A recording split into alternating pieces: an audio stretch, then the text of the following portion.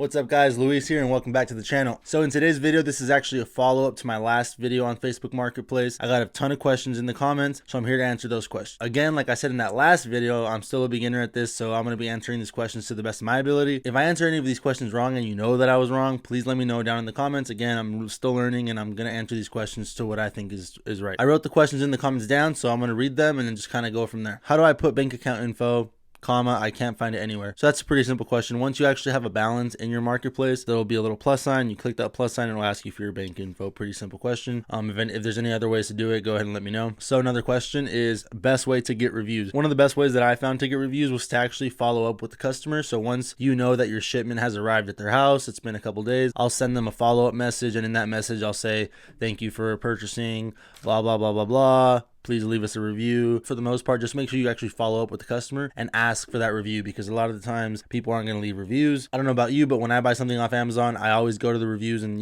check it out. But I don't think I've ever actually left the review. So just send that message out, be like, thank you for buying, blah, blah, blah, blah. Please leave me a review. Thanks. Have a great day. And on that, I'd say 5 out of 10 people do leave a review. So just do that. Just make sure you're following up. Another question is outside US possible? I'm actually not sure if it's possible outside of the US. I would assume so. And if it's not, I would just use a VPN and just say you're in the States, and I'm sure it'll work. But again, that's not something that I can answer. I'm really not 100% certain, but I'm pretty sure as long as you have the shipping option, it should be available outside of the US. So somebody mentioned tracking numbers. So as far as tracking numbers, Facebook Marketplace does require that you put the tracking number 3 days in after the order has been made on your Facebook Marketplace. So before listing any product, I make sure that the supplier's handling time is going to be less than 3 days. So with Walmart, I use Walmart Plus. So I know that it's 2 or 3 day deliveries. So I know that I'll get that tracking number before those 3 days are up. But you have to make sure that you put that tracking number into Facebook Marketplace within 3 days, because Facebook Marketplace has been known to cancel orders without letting you know. And at that point, your order is on the way to the customer and your order is now canceled on Facebook Marketplace. So that's something you really want to make sure that you're paying attention to. You want to make sure that you get that tracking number into Facebook Marketplace within 3 business days. I had a few people ask about the shipping option and how it's not available to them in the Facebook Marketplace. From what I've read and heard is that in order to get the shipping option, you just got to start being more active on Facebook Marketplace. So just start buying stuff on Facebook Marketplace or list some of the items around your house, and eventually that shipping option should get added to your Facebook Marketplace. I've heard that it takes as little as a week, sometimes a little bit more, but just start being more active on Facebook Marketplace and the shipping option should appear eventually. It shouldn't take too long. Just make sure you're interacting, you message people, you sell products, you buy products. Just buy local things that are cheap, just to show some sort of activity in your Facebook Marketplace, and that shipping option will appear. And then somebody asked me about ads. I run 0 ads, so all of the traffic that comes to these products in Facebook Marketplace is natural traffic. You don't need an ad budget or anything like that. People are literally typing in what they're looking for. So couches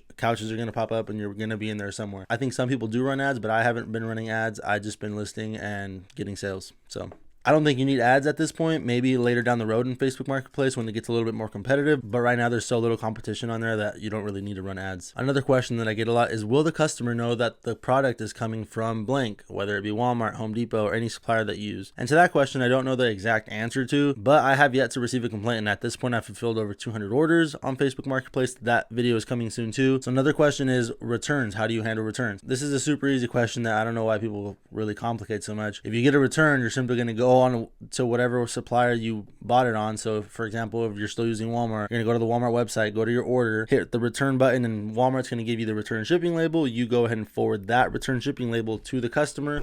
The customer will return the item to Walmart. And then once Walmart receives their product, you're going to get your money back, and then you're going to give the customer their money back. So it's just kind of a triangle. But technically Facebook Marketplace doesn't allow returns, but I always just do the returns just because I'd rather just deal with the return than take the negative feedback, because you do want to make sure you're getting positive feedback, because it's going to make the next sale easier. When people go to see your products, they're going to know that you already have a ton of good reviews, that you've already sold a ton of product. I just do the returns. You don't technically have to do them because Facebook Marketplace doesn't allow returns, but I just do them anyways just to make sure that I'm, getting that good review at the end of the day. So those are the main questions that I got on that original video on Facebook Marketplace. So if you have any other questions on Facebook Marketplace, go ahead and drop that down in the comments. I'll respond on the comments. There is another video coming soon on Facebook Marketplace. I'm doing the follow-up to the original video. So I'm gonna see how much I was able to scale it in 1 month. So that'll come mid-February, so stay tuned. If you guys want to see that video, go ahead and make sure you subscribe, hit the like button, and if you haven't watched that first video, make sure you go watch it. It's a great step-by-step tutorial on how to start dropshipping on Facebook Marketplace. It's definitely beginner friendly, so anybody can do it. Just make sure you follow the video step by step. Super easy. With that being said, guys, you guys already know, quit the slack, make it happen. If you guys have not seen that first video, go ahead and go watch it. See you guys next time.